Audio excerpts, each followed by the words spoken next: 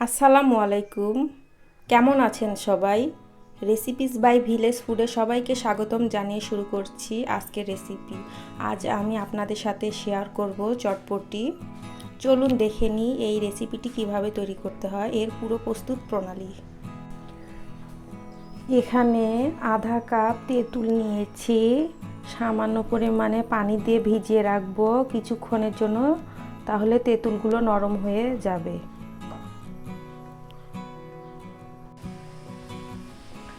তেঁতুলগুলো কিছুক্ষণ ভিজিয়ে রাখার জন্য অনেকটাই নরম হয়ে এসেছে। এইভাবে এখন আমি তেঁতুলের জুস তৈরি করে নিব।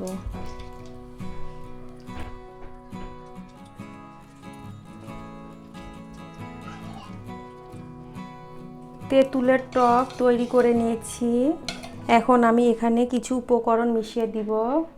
এখানে নিয়েছি 2 টেবিল চামচ চিনি, এখানে নিয়েছি 1 চামচ চিলি ফ্লেক্স, 1টি মরিচ কুচি, লবণ, বিট লবণ স্বাদ মতো, আর লাগবে 1 চামচ চাট মশলা।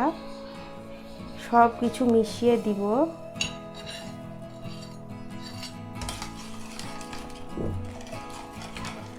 এখানে 1 চামচ দিয়ে দিব লেবুর রস।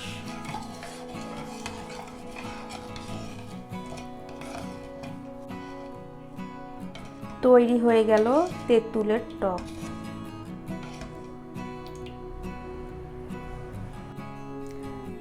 এখানে 1 কাপ চটপটি ডাউল নিয়ে সারা রাত ভিজিয়ে রেখেছিলাম। ডাউলগুলো ফুলে ডবল হয়ে গেছে। আপনাদের হাতে যদি সময় না থাকে তাহলে অন্তত 4 ঘন্টা ভিজিয়ে রাখবেন। এখন এই ডাউলগুলো আমি সেদ্ধ করে নেব।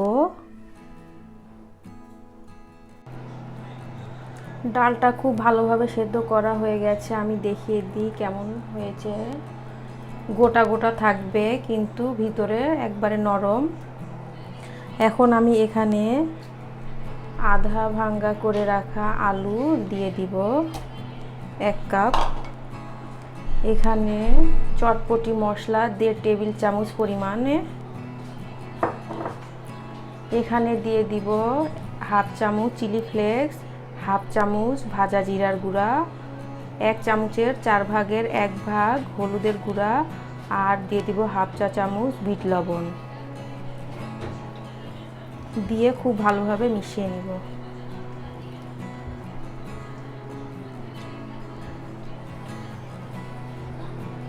ডালটা রান্না হয়ে গেছে। এর ঘনত্বটা ঠিক এমন হবে। আমি খুব বেশি ঘন করব না, কারণ ঠান্ডা হয়ে যাওয়ার পর আরেকটু ঘন হয়ে আসবে। এখন আমি চুলাটা বন্ধ করে দিব। ডালের গরম ভাপটা বের করে দিয়ে হালকা গরম অবস্থায় এখন আমি এখানে শসা কুচি,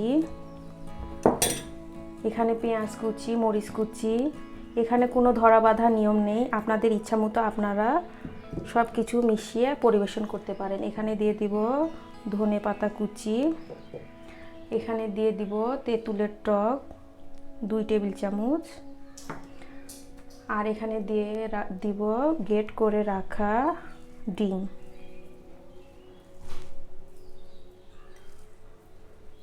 এখন সব কিছু উল্টে পাল্টে মিশিয়ে নিব।